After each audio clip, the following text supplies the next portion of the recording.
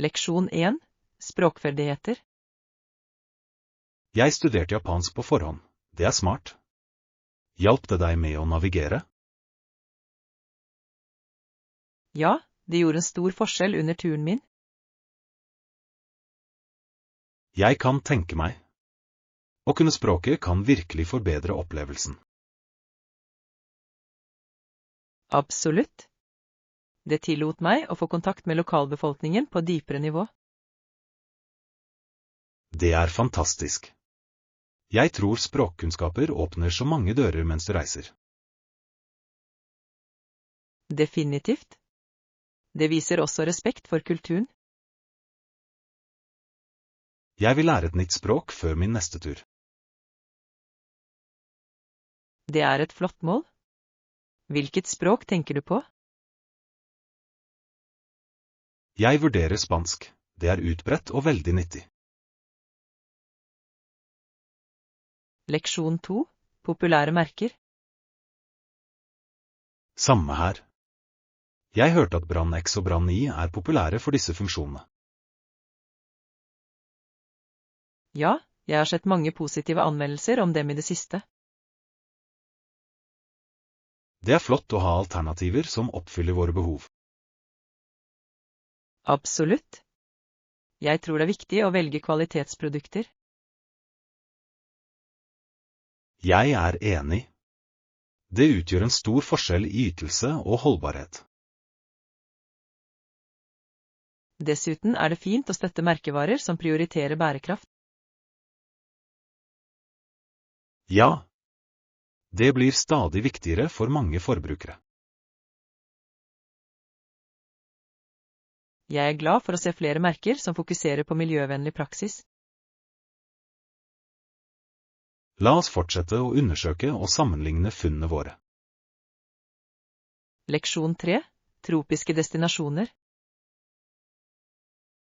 Jeg har vurdert å reise til et tropisk reisemål. Det har alltid vært en drøm. Det høres fantastisk ut. Tropiske strender er så avslappende. Absolutt. Jeg kan allerede se for meg å slappe av ved havet. Ja. Den varme solen og de milde bølgene er så innbydende. Jeg vil også utforske den lokale kulturen mens jeg er der. Det er en god idé.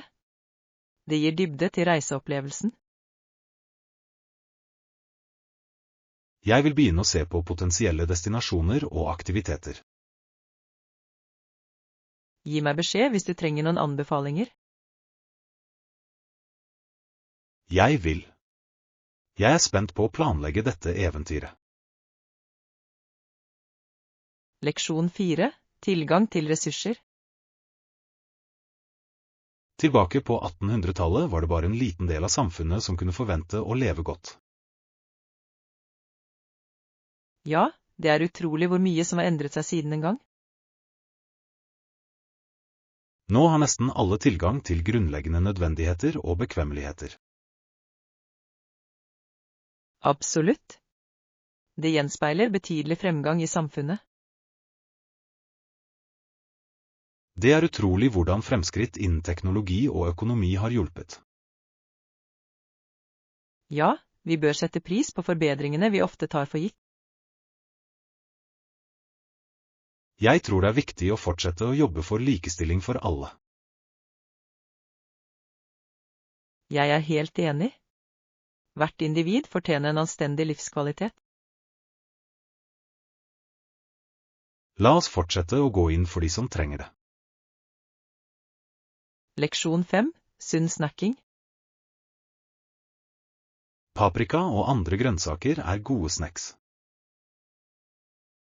Ja, de er sunne og fulle av vitaminer. En advarsel om potetgull er at de kan være usunne hvis de konsumeres for ofte. Absolutt. De er velsmakende, men ikke det beste valget for snacking hver dag. Jeg foretrekker å holde sunnere alternativer tilgjengelig, som ferske grønnsaker. Det er en smart tilnærming. Alt handler om balanse i kostholdet vårt. Nøyaktig. Jeg tror det er viktig å nyte godbiter med måte. Ja, og å inkludere mer frukt og grønnsaker kan forbedre den generelle helsen. La oss lage en plan for å tilberede noen sunne snacks sammen. Leksjon 6. Betalingsplan. Ja, vi foreslo standard 30 dagers betalingsplan. Er det et problem med det? Jeg er ikke sikker. Jeg vil gjerne bekrefte at det fungerer for alle involverte. Det gir mening. Tydelig kommunikasjon er nøkkelen i forretningstransaksjoner. Absolutt. Jeg vil sikre at alle er på samme side. Det er alltid bedre å ta opp potensielle bekymringer på forhånd. Ja, det kan spare mange misforståelser senere. Jeg vil følge opp teamet for å få tilbakemeldinger. Stor. La oss sørge for at dette går greit for alle. Leksjon 7. Utforske kysten. Og, jeg har hørt gode ting om Siside. Hvilke aktiviteter er det å gjøre? Det er så mange alternativer. Du kan nyte de vakre strendene og vannsportene. Det høres fantastisk ut. Jeg vil gjerne prøve paddleboard eller kajakkpadling. Ja. Utsikten fra vannet er fantastisk. Hva med lokale attraksjoner? Noe annet som er verdt å sjekke ut? Definitivt. Det er sjarmerende butikker og deilige sjømatrestauranter. De høres ut som perfekte tillegg til en stranddag. Jeg tror vi bør planlegge en tur dit snart. Jeg er med. La oss begynne å organisere eventyret vårt. Leksjon 8. Lage mat sammen. Jeg tenkte at vi skulle ha en matlaging sammen en gang. Det høres ut som en plan. Vi kan utveksle oppskrifter og matlagingstips. Absolutt. Det blir en morsom måte å lære av hverandre på. Ja. I tillegg kan vi nyte deilig måltid etterpå. Jeg gleder meg til å prøve ut noen nye retter sammen. Jeg også. Har du noen spesifikke oppskrifter i tankene? Jeg tenkte på å lage en hjemmelaget pastarett. Det høres fantastisk ut. Jeg vil gjerne lære å lage pasta fra bunnen av. La oss sette en dato og begynne å planlegge menyen vår. Leksjon 9. Komme i gang. Gi meg beskjed hvis du trenger hjelp til å komme i gang med prosjektet ditt. Det setter jeg pris på. Noen ganger er det vanskelig å finne riktig retning. Jeg forstår. Brainstorming-ideer kan virkelig bidra til å avklare tankene dine. Ja, det å ha noen å sprette ideer av gjør en stor forskjell. Jeg vil gjerne tilby mitt perspektiv når du trenger det. Det ville vært flott. Jeg tror samarbeid øker kreativiteten. Nøyaktig. Det er alltid hyggelig å ha støtte underveis. Jeg vil definitivt ta kontakt når jeg er klar til å dykke inn. Ser frem til det. La oss skape noe fantastisk sammen. Leksjon 10. Ernæringsbevissthet. Mange populære bøker anbefaler dietter som ikke inneholder tilstrekkelige mengder næringsstoffer. Det er bekymringsfullt. Det er viktig å ha et balansert kosthold. Absolutt. I stedet bør vi fokusere på hel mat rik på vitaminer og mineraler. Ja. Det er viktig å prioritere helse og ernæring i måltidene våre. Jeg tror å utdanne oss selv om mat er nøkkelen til å ta bedre valg. Definitivt. Kunnskap gir oss mulighet til å leve sunnere liv. La oss dele våre næringsrike favorittoppskrifter med hverandre. Det er en god idé. Jeg er spent på å utforske nye alternativer. Sammen kan vi oppmuntre hverandre til å spise bedre. Leksjon 11. Sosialisering av kjæledyr. Tror du kjæledyrene våre trenger mer sosialisering? Definitivt. De kunne få nye venner og nyte forskjellige opplevelser. Ja, sosialisering er avgjørende for deres lykke, oppførsel. Jeg er enig. Det hjelper dem å bli godt tilpasset og mindre engstelige. Har du tenkt på å ta dem med til en dyrepark? Det er en god idé. Det ville være et perfekt sted for dem å samhandle. I tillegg kan vi møte andre kjæledyreiere og dele tips. Ja. Det er alltid hyggelig å få kontakt med andre kjæledyrelskere. La oss planlegge en dag for å ta dem ut. Leksjon 12. Regnværsdager. Det øser ute i dag. Ja, regnet er virkelig tungt. Perfekt vær for opphold i. Absolutt. Det er en god unnskyldning for å nyte noen koselige innendørsaktiviteter. Jeg elsker å krølle meg sammen med en god bok eller se film på dager som dette. Det høres perfekt ut. Kanskje vi kan ha et filmmaraton senere. Det vil jeg gjerne. Vi kunne lage popcorn og kose oss. Ja. Det er den ideelle måten å tilbringe en regnfull ettermiddag på. La oss velge noen filmer å se sammen. Høres ut som en plan. Jeg gleder meg til å slappe av og nyte dagen. Leksjon 13. Kundeservice. Det høres praktisk ut. Kan de gjøre mer enn å svare på spørsmål? Ja, de kan hjelpe med bestillinger og gi anbefalinger. Det er flott. Det gjør opplevelsen mye smidigere for kundene. Absolutt. God kundeservice kan virkelig øke tilfredsheten. Jeg setter pris på bedrifter som strekker seg ekstra for å hjelpe. Jeg også. Det viser at de verdsetter kundene sine.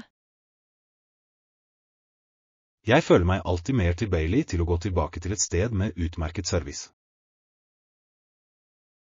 Ja, det bygger lojalitet og tillit over tid. La oss sørge for å støtte virksomheter som prioriterer god service. Leksjon 14. Planlegge en utflukt. Hva synes du? Høres bra ut for meg. Hvordan kommer vi dit? Jeg tror vi kan ta kollektivtransport. Det er ganske praktisk. Det høres ut som en plan. Det vil spare oss for stresset med parkering. Nøyaktig.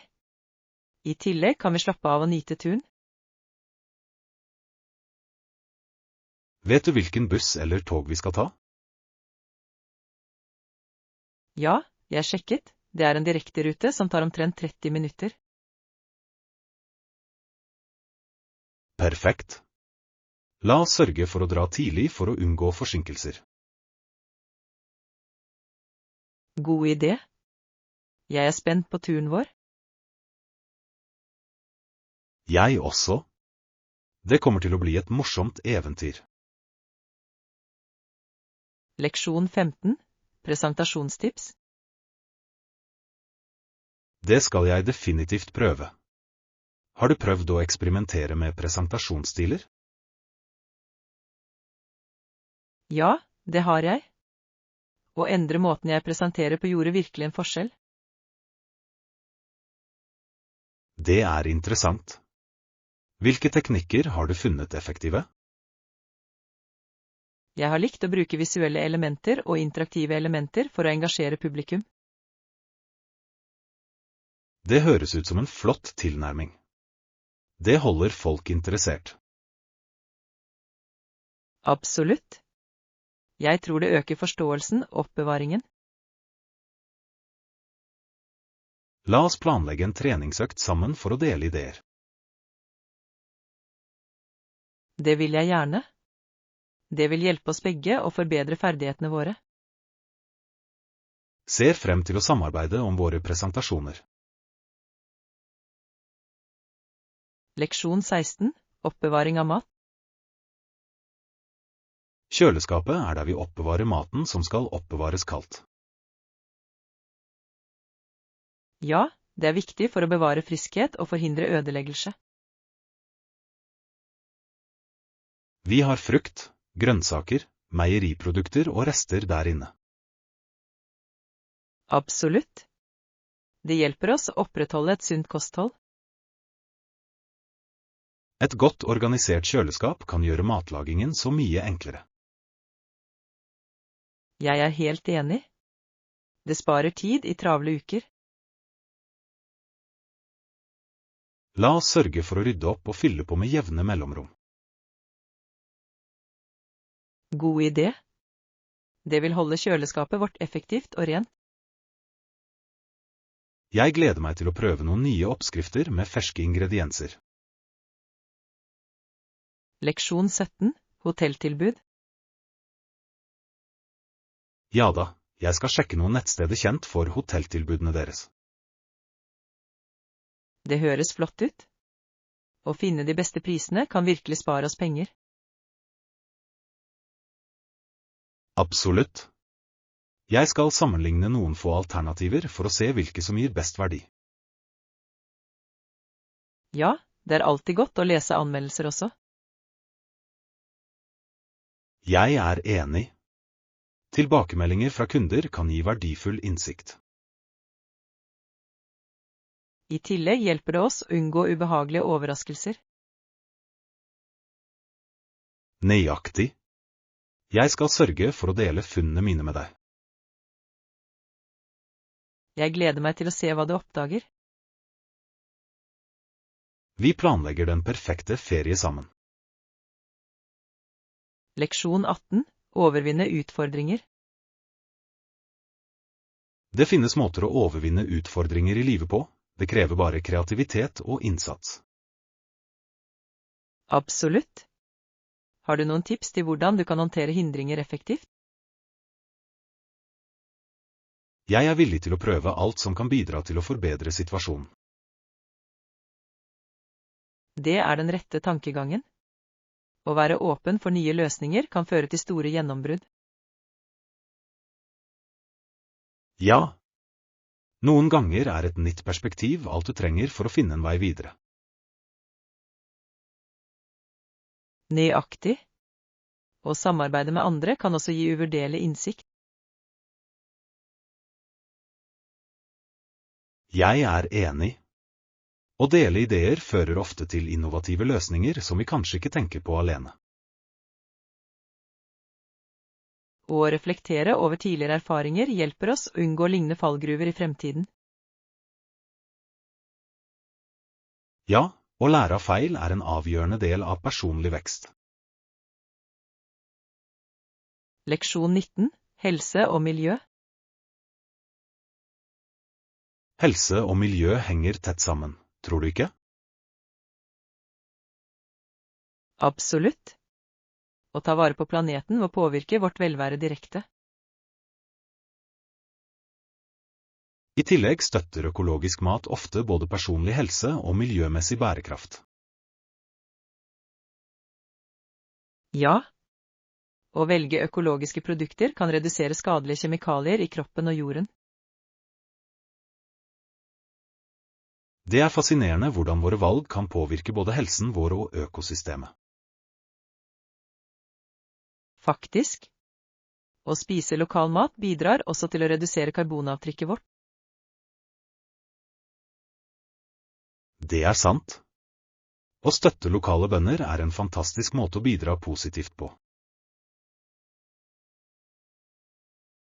I tillegg fremmer det fellesskapsforbindelser og styrker lokale økonomier. Jeg tror at små endringer i våre daglige vaner kan føre til betydelige konsekvenser. Leksjon 20. Perspektiver på eksistens. Ikke meg, ikke i denne levetiden. Jeg har troen min på plass. Ingen sjanse, faktisk. Det er mange perspektiver på tilværelsen i dag. Det er sant.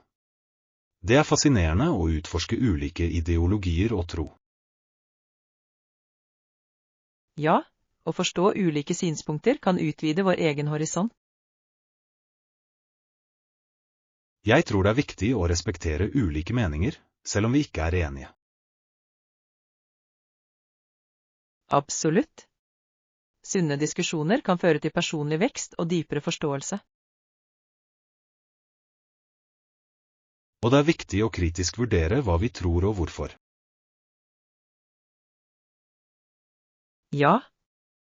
Å utfordre vår egen tro kan føre til sterkere overbevisninger. Jeg setter pris på å ha samtaler som flytter tankegrensene våre. Leksjon 21. Mot og styrke. Du har vært et tårn av styrke, og vist mer mot enn jeg noen gang drømte om eksisterte.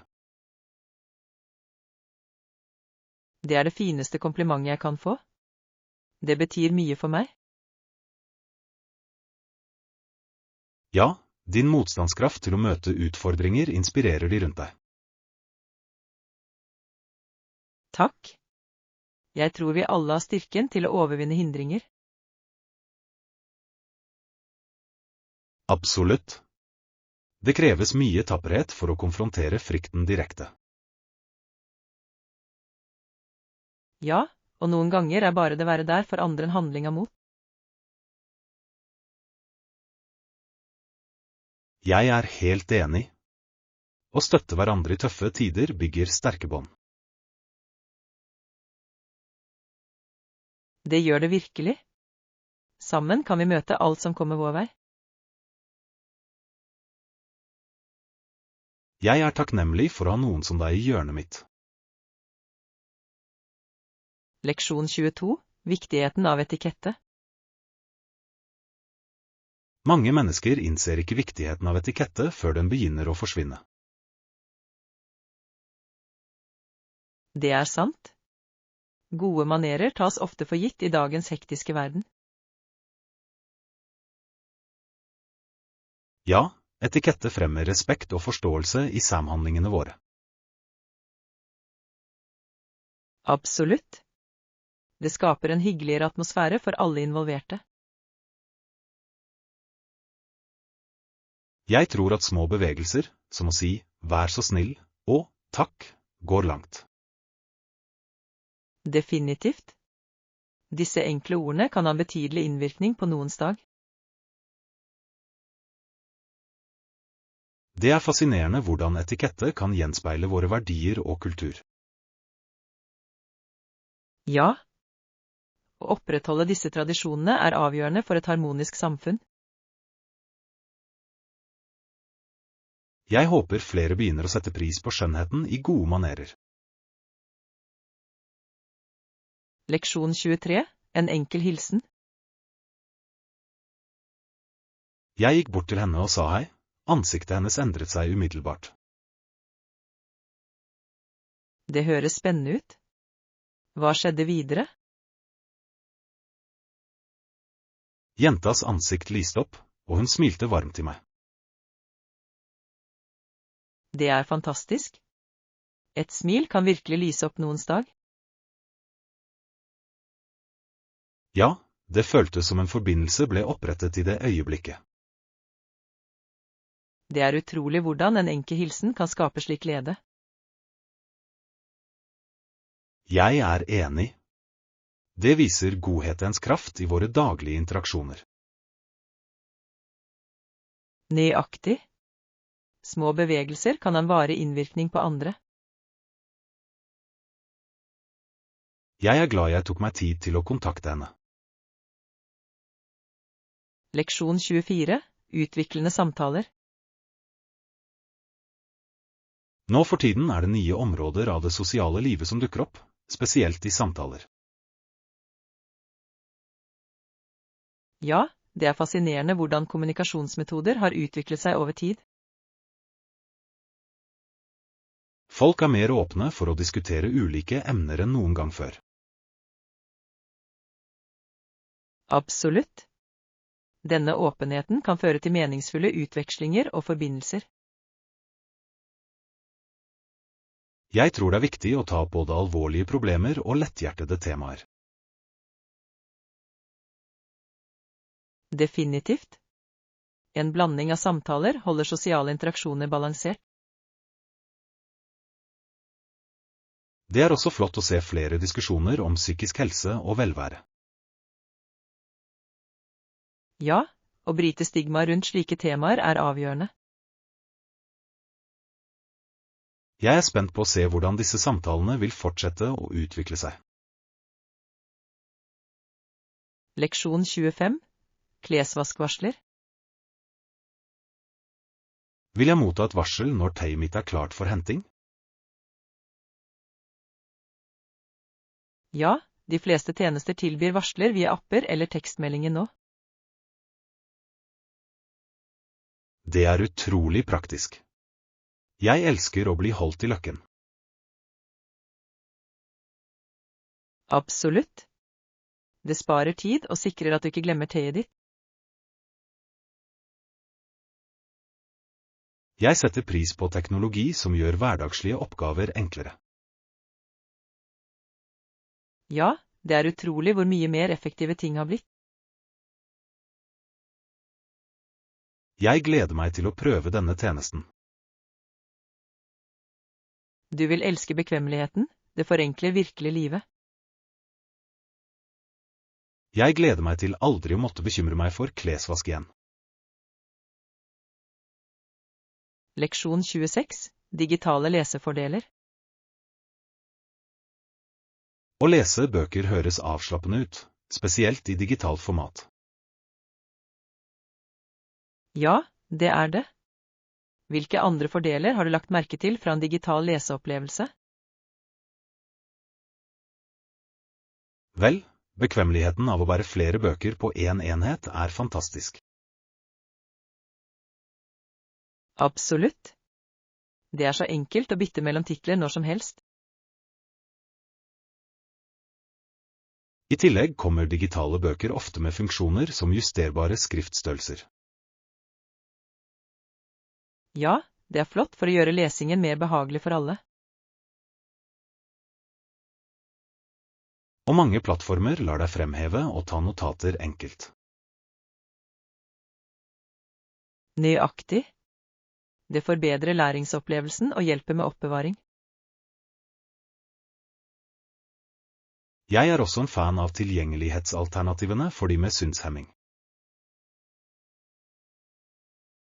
Leksjon 27. Lokale delikatesser.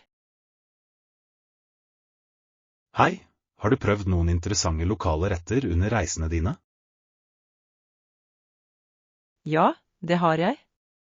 Jeg smakte nylig noe fantastisk gatemat som var full av smak. Det høres herlig ut. Hva endte du opp med å prøve? Jeg hadde disse krydrede tacoene som ble toppet med fersk salsa og avokado. Wow, det høres deilig ut.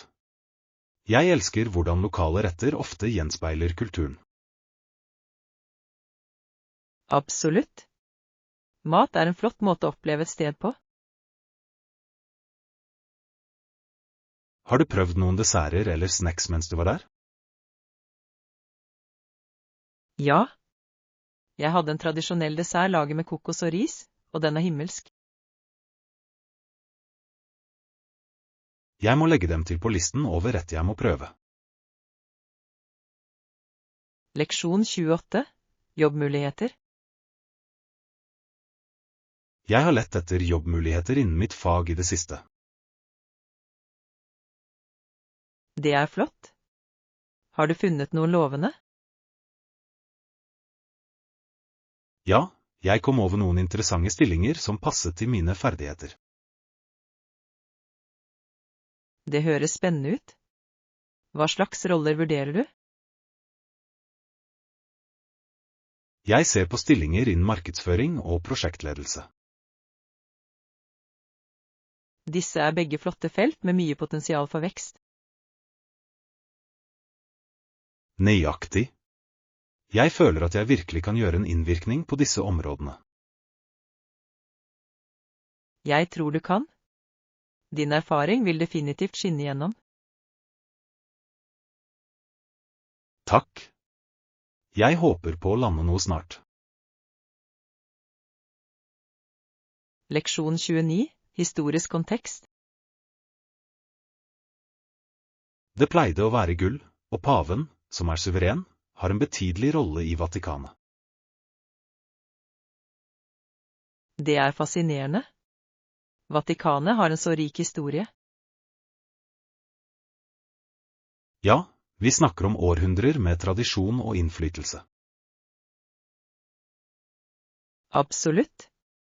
Vatikanet er et senter for kunst, kultur og religion.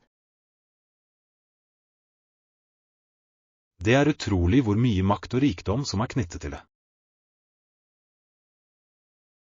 Jeg synes det er spennende hvordan pavedømmet har utviklet seg over tid. Ja, det reflekterer bredere endringer i samfunnet og politikken. Jeg vil gjerne lære mer om historien. Vi bør planlegge et besøk for å se det førstehånds. Leksjon 30. Alternativer for smertelindring. Ja, de har en rekke smertestillende midler tilgjengelig. Det er godt å vite. Er det noe spesifikt du trenger? Jeg har slitt med litt hodepine i det siste, så jeg kan prøve noe nytt. Du bør definitivt spørre apoteket om anbefalinger. Jeg vil. Det er alltid nyttig å få profesjonelle råd. Nøyaktig. De kan foreslå de beste alternativene for din situasjon. Jeg setter pris på at du ser etter meg. Selvfølgelig. Jeg vil sørge for at du snart føler deg bedre. Jeg skal fortelle deg hva jeg ender opp med å få. Leksjon 31. Morgenrutiner. Hvordan er morgenrutinen din? Jeg våkner, strekker meg og pusser tennene. Det høres ut som en forfriskende start på dagen. Ja, det hjelper meg å føle meg energisk og klar for det som kommer neste gang. Jeg burde prøve å strekke meg om morgenen. Jeg hopper ofte over det. Det gjør virkelig en forskjell. Det vekker musklene dine. Jeg legger det til rutinen min. Hva gjør du etter å ha pusset tennene?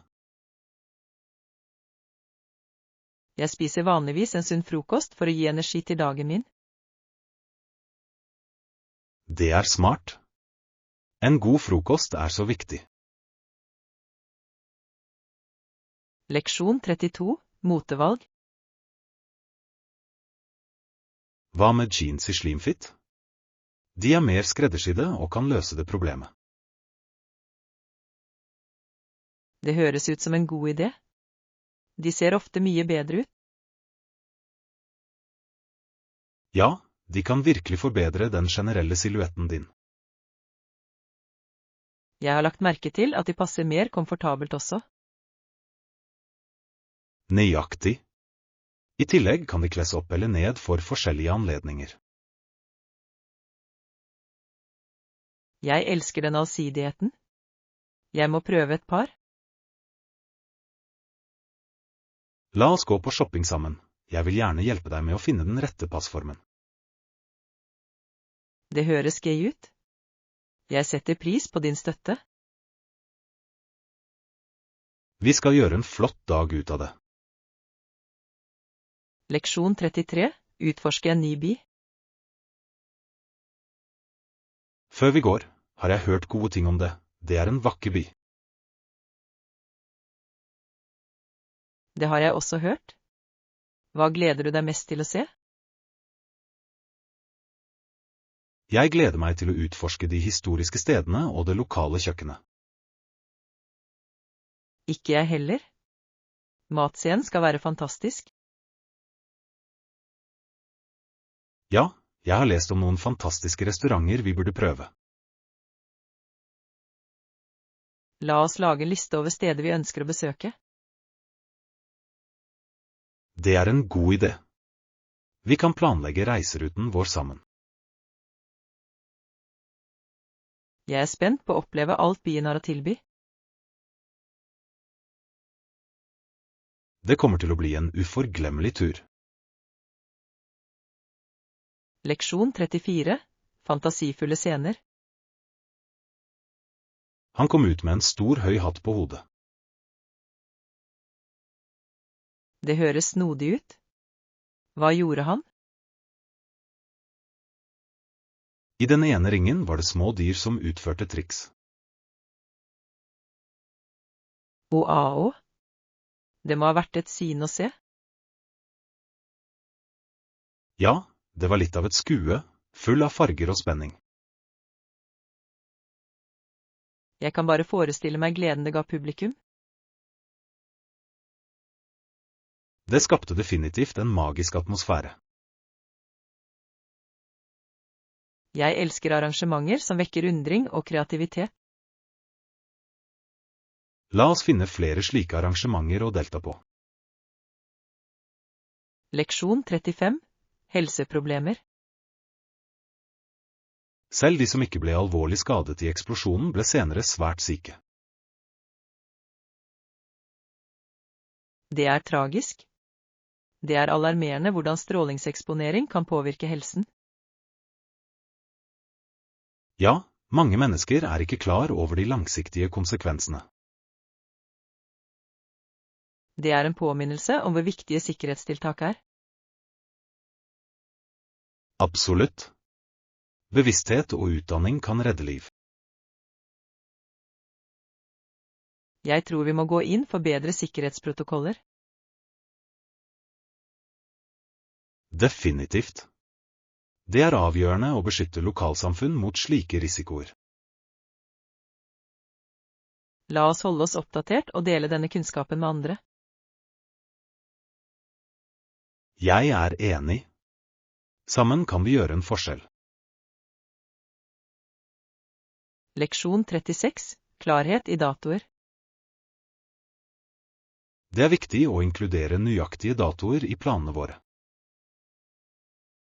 Ja, det hadde vært flott. Det gir klarhet til alt. Tror du det hjelper å unngå forvirring senere? Absolutt. Klare datoer holder alle på samme side. Hvilken metode foretrekker du for planlegging? Jeg liker å bruke digitale kalendere. De minner meg om viktige datoer. Det er smart. Jeg bruker fortsatt en fysisk planlegger noen ganger. Det er noe tilfredsstillende med å skrive det ned. Jeg er enig. Det føles mer personlig på den måten.